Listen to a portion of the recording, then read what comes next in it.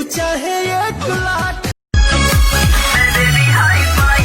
बड़े बाप की बेटी हूँ मैं, मुंबई से आई हूँ, तू क्या पटाएगा, मैं बेबी हाई फाई हूँ। चैलेंज तोहके देता ना, तोहरा के हम पटौनी ना, तो 1 बाप के बेटा ना। अब तो कोमर के नीचे भी उठल ये छोटी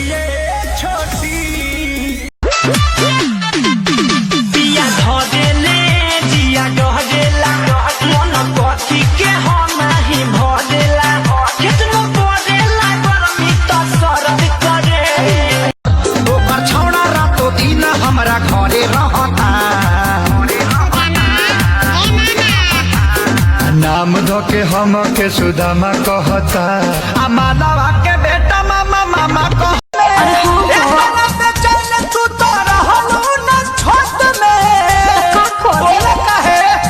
नैहर के पलतिया जानू पकड़ाइल बम्मे बिकल रे सब ही दीवाना बा कमरिया मारे ठुमका जे यार हिले यूपिया बिहार घायल सबको कमरिया करेगी गोल गोल घुमाता कमरिया चलो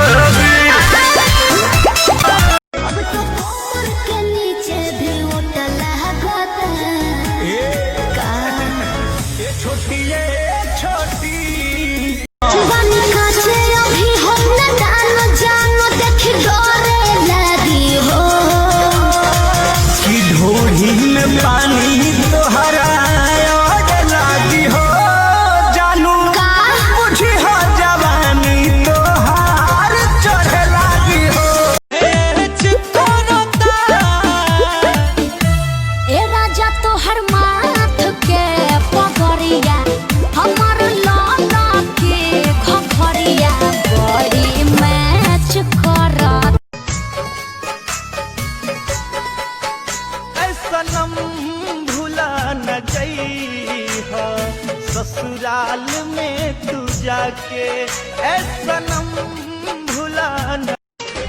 जब ले चांद सूरज करे उजियारे भोला जब ले बहे गंगा जमुना के धारे भोला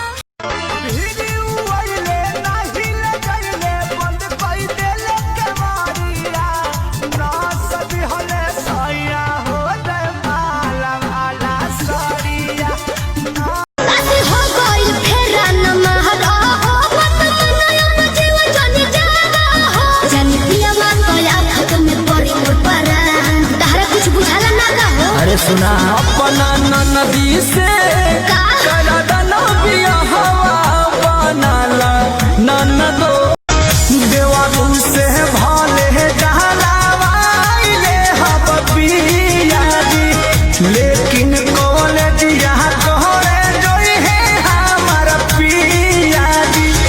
घटता पोजीशन अब टीवीशन लगाई जी, ए आमा जी पढ़तानी तो पढ़ाई जी, ए आमा जी हमारा रजऊ के पढ़ाई जी, ए आमा जा नाश कर देला हमर नया नया गवाना, नया तकिया बिछवाना, नया चोली के खोली तू बनवला खेलवाना। कुछ दिन खाती पंकज लैले त छुट्टी, फड़ले नया साया रहरी के खूंटी। पंडित बोलाइब काशी से